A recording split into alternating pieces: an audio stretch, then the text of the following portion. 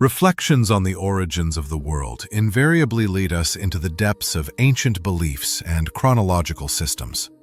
Bishop James Ussher, a well-known historical figure, meticulously calculated the date of the first day of creation according to the biblical account in the book of Genesis, placing it on October 23, 4004 BCE. Meanwhile, the ancient Maya civilization, with its profound cosmological understanding, held that the world was somewhat younger, marking the beginning of the human era on August 14, 3114 BCE. Questions often arise regarding their supposed prophecy of an apocalypse in 2012, but as it turns out, interpreting these prophecies demands closer scrutiny. This video aims to offer a deep analysis of classic Maya religion, its pantheon of gods, ancestor veneration, and, of course, its extraordinarily complex calendar system. But before delving into these topics, we must first understand who the classic Maya truly were. The term Maya actually encompasses a wide range of ethnic groups inhabiting vast territories across modern-day Mexico, Guatemala, Belize, Honduras, and El Salvador.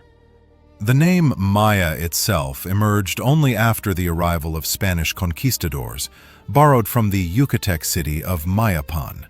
Nevertheless, scholars use this collective term to refer to these groups because they share closely related languages as well as common cultural and artistic traditions. It is believed that the earliest Maya migrated from the Cuchumatanes Mountains in southwestern Guatemala, gradually spreading across neighboring regions beginning around 2000 BCE. Today, Maya communities in the region often use more specific names for their local languages and ethnic identities, highlighting their internal diversity. Importantly, the Maya never disappeared. Millions of descendants of this ancient civilization continue to live throughout the Maya region and in the United States. Therefore, when discussing Maya religion, it is crucial to specify exactly which Maya group, in which historical period, and which particular religious tradition is under consideration. Many viewers may be familiar with Mel Gibson's film Apocalypto, though it should be noted that the movie blends elements from different historical periods, despite being set during the Spanish conquest in the 1500s. In this exploration, our focus will be on the Classic period, roughly spanning 250 to 900 CE, with an emphasis on the southern lowlands, the heartland of classic Maya civilization. During this time, the region was dominated by speakers of what modern scholars call classic Chi, Olti, and Maya. This area is chosen because it was the most densely populated during the Classic period, and thus offers the richest archaeological and textual evidence about Maya society and culture. Before proceeding, an important terminological clarification is necessary. The word Maya functions as both singular and plural when referring to the people, for example, the classic Maya, and as an adjective for things related to them, for example, Maya religion. Scholars, however, use the term Mayan with an N exclusively as a noun or adjective referring to the language family, for example, Mayan languages. With these distinctions in mind, we can now turn to the core subject. The Classic period predates any contact with Europeans, yet the Classic Maya were far from isolated. On the contrary, they actively interacted with other indigenous American peoples. The cultural region stretching from northern Mexico to Costa Rica is commonly referred to as Mesoamerica. As one of many Mesoamerican groups, the Maya shared religious and cultural traditions with their neighbors and were integrated into a broader political and economic sphere. Astute viewers may notice numerous parallels between classic Maya religion and that of the Aztecs, a well-known Mesoamerican group previously covered in another video on this channel. The Aztec Empire rose and fell centuries after the Classic period and was centered in central Mexico, northwest of the Maya region. During the Classic era, central Mexico was home to another powerful civilization, centered on the great city of Teotihuacan, which exerted tremendous influence on the Maya. In fact, one important Maya deity, the war serpent Waxaclajun Uba Khan, originated in Teotihuacan. However, our focus today remains on the Maya themselves. Unlike the Aztecs or the Teotihuacanos, the classic Maya were not part of a single empire. Instead, they were divided into numerous small, independent kingdoms, each with its own ruling dynasty and local traditions, including unique religious rituals. Some of these kingdoms grew powerful enough to dominate others through strategic warfare, alliances, dynastic marriages, and economic exchange. Yet even the most successful never achieved imperial status. They did not absorb subordinate territories into a larger, centralized state. Thus, the Maya political landscape remained highly fragmented. Another defining feature of the classic period was the flourishing of Maya hieroglyphic writing, which first emerged in the later part of the preceding pre-classic period. The abundance of legible texts from the classic era provides an invaluable window into Maya religious beliefs that remain largely inaccessible for earlier periods due to a lack of sufficient evidence. In addition to carved stone monuments, insights into classic Maya religion come from archaeological excavations and artistic depictions of religious rituals. Some understanding can also be gleaned from post-contact Maya religious practices, though caution is required. Like all religions, Maya beliefs evolved over time. Using these diverse sources, this video will focus on three central aspects of classic Maya religion: the gods, the ancestors, and the calendar. In ancient Maya culture, the classic term for a deity was Ka. The Maya worshipped numerous gods, each of whom could possess distinct local characteristics across different kingdoms. While many divine names are now known, just 4 decades ago they remained largely mysterious. This uncertainty prompted scholar Paul Schellhas in 1910 to develop an index of Maya deities, assigning each a letter designation in his work, Representation of Deities in Maya Manuscripts. These labels are still used for less understood gods, but once a deity's true name is identified, it typically replaces Schellhas's letter. Many Maya gods were associated with natural phenomena. Among the most prominent in the classic pantheon were the sun god Itzamna, the rain god Chak, the lightning god Kawil, and the maize god Ixim. The Maya also venerated goddesses, particularly the moon goddess, though female deities were depicted and mentioned far less frequently than male ones. The Maya crafted mythological narratives about their gods, preserved on painted ceramic vessels, carved in stone, and recorded in hieroglyphic texts. Some of these myths have been partially reconstructed, while others remain fragmentary or lost. One such myth recounts the death and resurrection of the maize god. According to the reconstructed version, the maize god died and was buried. His soul journeyed by canoe through the watery underworld, guided by a deity scholars call God El. The maize god's twin sons then descended into the underworld to find their father, resurrecting him as a maize plant. Together, the maize god and his twins publicly humiliated God El, kicking him and stripping him of his clothes. This mythic cycle appears to allegorize the life cycle of maize. Kernels are planted in the earth and nurtured until they sprout anew. As in all Mesoamerican cultures, the Maya depended heavily on maize, squash, and beans for sustenance, and the prominence of the maize god in their mythology underscores maize's vital importance during the classic period.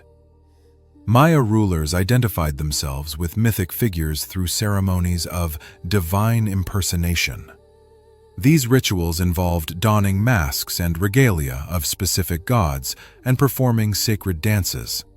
Entire mythic scenes were reenacted, with courtiers playing different divine roles.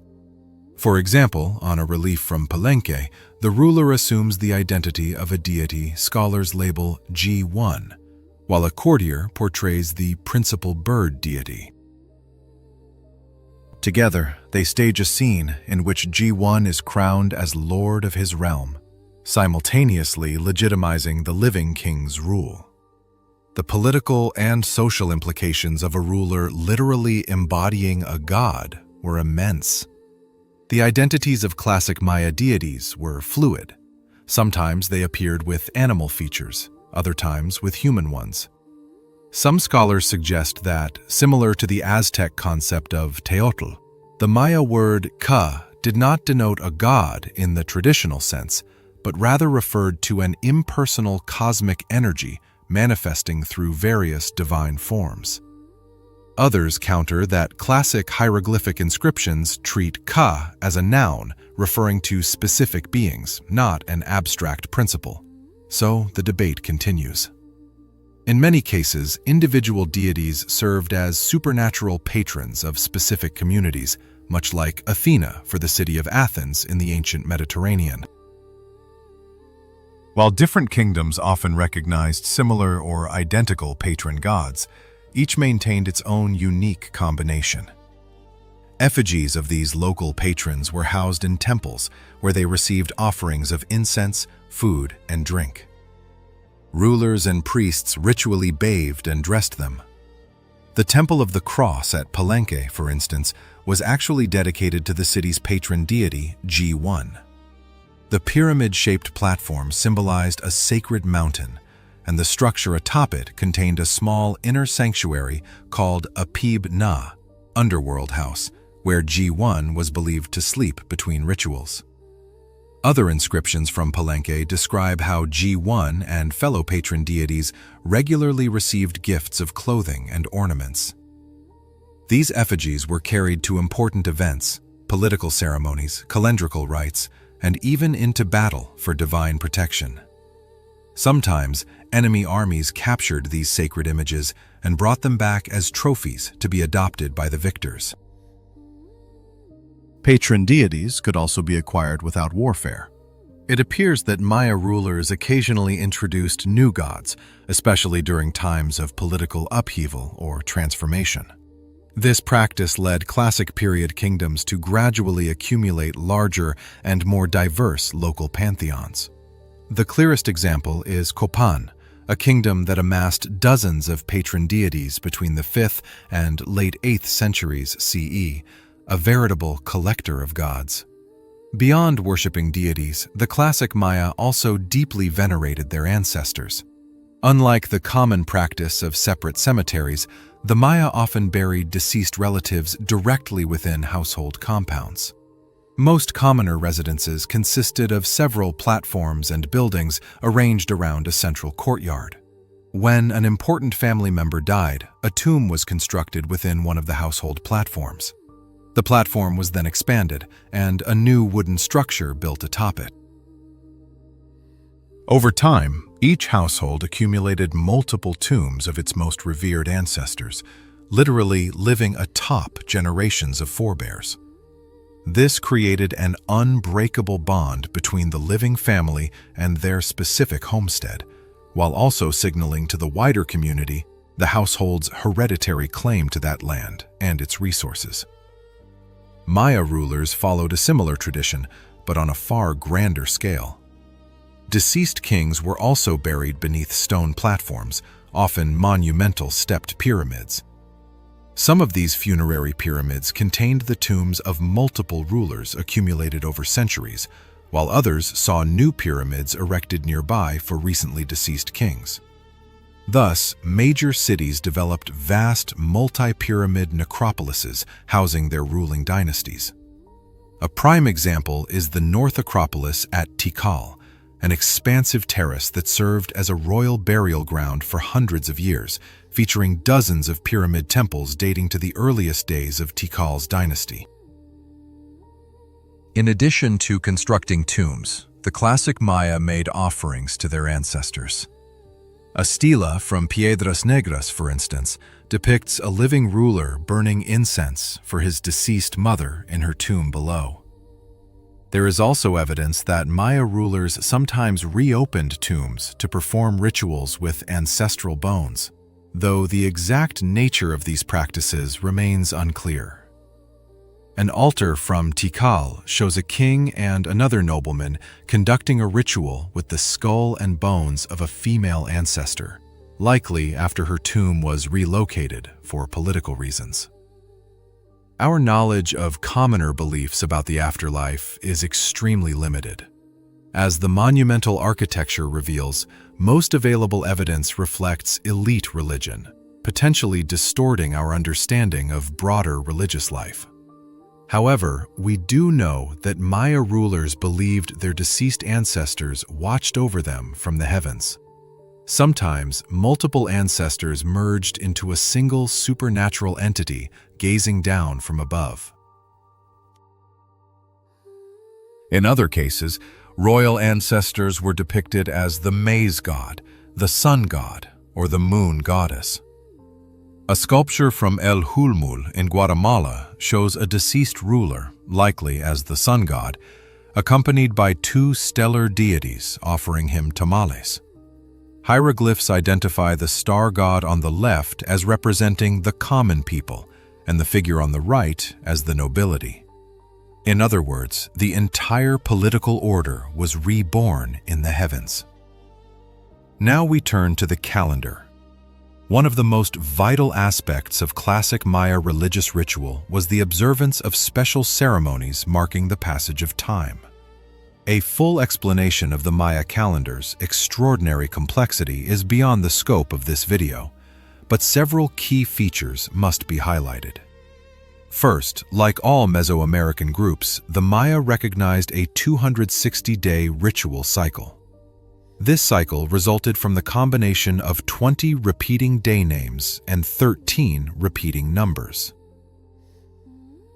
Each unique day number combination was believed to carry specific significance, influencing the fortune or misfortune of that day. Alongside this 260-day cycle, Mesoamerican groups, including the Maya, also tracked a 365-day solar year, divided into 18 months of 20 days each, plus 5 additional unlucky days. The fundamental unit of both cycles was the 20-day period, which the classic Maya called Winal or Winik, meaning both 20 and person. As one might guess, the number 20 formed the basis of Maya mathematics, numerology, and their calendrical innovation known as the long count. Although the long count first appears in pre-classic texts, possibly not even Maya in origin, it was the classic Maya more than any other Mesoamerican group who embraced this system for recording time. For reasons still unclear, the Maya believed that on August 14, 3114 BCE, the gods created the earth in its present form. They held that the gods had performed many acts before this date, so this was not the beginning of time itself, but rather the start of the current human era. Scholars still debate the exact correlation between the Maya calendar and our own Gregorian calendar. For this video, we follow the 584286 GMT+1 correlation championed by scholars Simon Martin and Joel Skidmore. On screen appears the Maya's intricate timekeeping system. They structured time into units of increasing scale, each with its own name and significance. The smallest unit was the day, K-in. 20 days formed a winal. 18 winals made a 360-day year, Hab. And 20 Hab constituted a K, Atun, roughly 20 years. The largest standard unit was the B, Ak-tun, 400 years or 20 K Atuns. The Maya used the long count to track time from a fixed starting point, the creation date of 3114 BCE. On that day, according to their cosmology, the earth emerged from primordial darkness and watery depths, sometimes described as a cosmic sea. About a decade ago, the year 2012 sparked widespread speculation due to its connection with the Maya long count. Some interpreted it as an apocalypse, the end of the world, as dramatized in the disaster film 2012. Others believed the Maya predicted a new era. The significance of this date lies in the fact that December 21st, 2012, not December 24th as sometimes misstated, marked the completion of the 13th Baktun since creation. When the Maya referred to the 3114 BCE date, they also described it as the end of a previous 13 Baktun cycle. In other words, the long count is a vast repeating cycle of 13 Baktuns. If the classic Maya believed the current world began at the start of the last cycle, did they expect something momentous at its conclusion? In reality, only 2 Maya inscriptions mention the 2012 date, and both are ambiguous. There is no definitive evidence that the classic Maya predicted the end of the world or supported the popular theories circulating in 2012. However, had classic Maya society survived into the 21st century, they undoubtedly would have marked the end of the 13th Baktun as a major ritual event, and indeed, many contemporary Maya did celebrate it at ancient sites. We know the classic Maya would have done the same, as they regularly commemorated significant long count dates, especially the completion of Katuns, 20-year periods. On these period-ending dates, rulers dedicated stone monuments in the presence of patron deities, ancestors, and subjects. These monuments typically consisted of a vertical stela paired with a circular altar. Rituals included wrapping the stela in cloth and burning incense on the altar as offerings. The Maya also tracked numerous other cycles, such as a 9-day sequence and lunar phases. In the post-classic period, they compiled almanacs of planetary cycles and could even predict eclipses. While no classic period books of this kind survive, it is highly likely that Maya priests practiced similar astronomy and divination during the classic era. Why did the classic Maya pay such close attention to these cycles? Because they believed every phase of every cycle influenced events on any given day. Weather, politics, agricultural yields, and personal fortune or misfortune. When scribes recorded historical events, they meticulously contextualized them within these cycles, seeking parallels with past and future occurrences. In this way, the Maya sought to impose order on the apparent chaos and unpredictability of daily life and human history through multiple, overlapping temporal cycles. So far, we've discussed 3 forms of Maya religious practice: worship of the gods, veneration of ancestors, and the marking of time cycles. But many have also heard about their practice of human sacrifice. How does that fit in? The film Apocalypto portrays the Maya as engaging in mass sacrifices, terrorizing the countryside solely to feed their gods. This is a sensationalized exaggeration. The classic Maya did practice ritual violence and killing, but the most common form was auto-sacrifice, or bloodletting. In this ritual, practitioners used blades to pierce their own bodies, collect blood, and burn it as an offering to gods and ancestors, as depicted on a lintel from Yaxchilan. Though rarely shown in art, archaeological evidence confirms that rulers used obsidian blades and stingray spines to draw blood, often from their genitals. Depictions of female bloodletting are even rarer, though one famous scene from Yaxchilan shows a queen pulling a thorn-studded rope through her tongue. The Maya called this act chab, meaning penance, and it was a crucial royal duty. Conceptually, linked the ruler's role as both caretaker of the gods and parent to their people. Defeated kings were described as without penance, a shameful state of ritual impotence. There is also evidence of human sacrifice in classic Maya religion, attested by human remains in ritual contexts and rare artistic depictions. One striking image shows a sacrificial victim on an altar, with an ornately carved stela rising behind, likely part of a period-ending ceremony. However, there is no evidence that such sacrifices occurred on the massive scale depicted in Apocalypto at any point in Maya history. No mass graves have been found, nor are there descriptions or images of large-scale sacrificial events. Who were these victims? As in other Mesoamerican societies, the most likely candidates were war captives.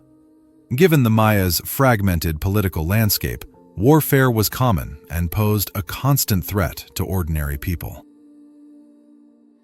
There is evidence that entire communities were sometimes destroyed in military campaigns, and Maya kingdoms took measures to fortify against attacks.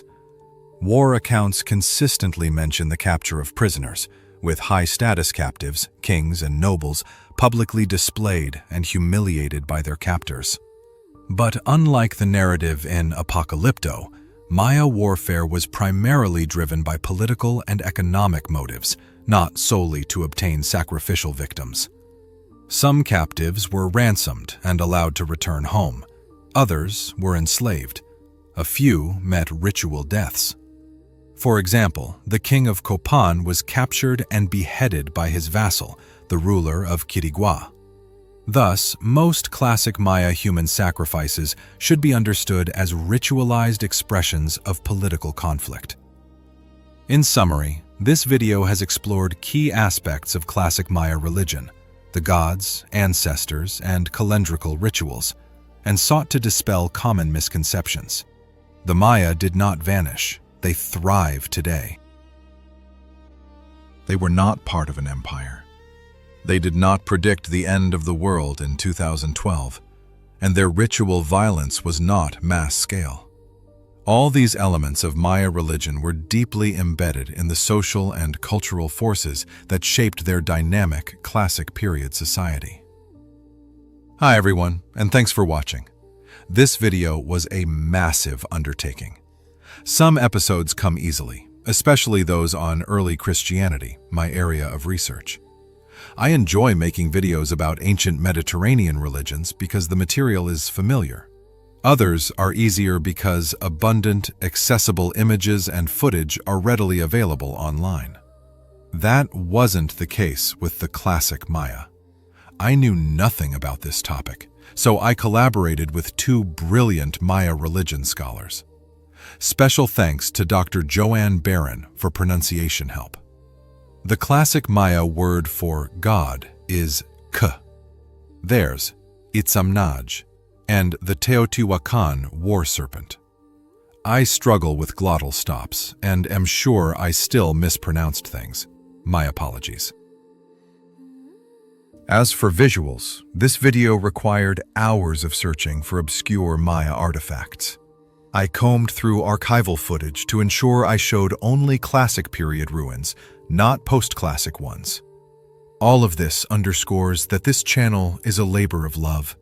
I'm fascinated by world religions and want to share that passion with a broad audience.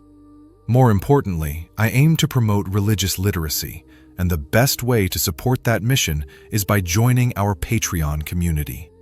Ad revenue fluctuates wildly month to month, making planning and budgeting extremely difficult. But our Patreon supporters, wonderful viewers like you, help smooth out those AdSense dips.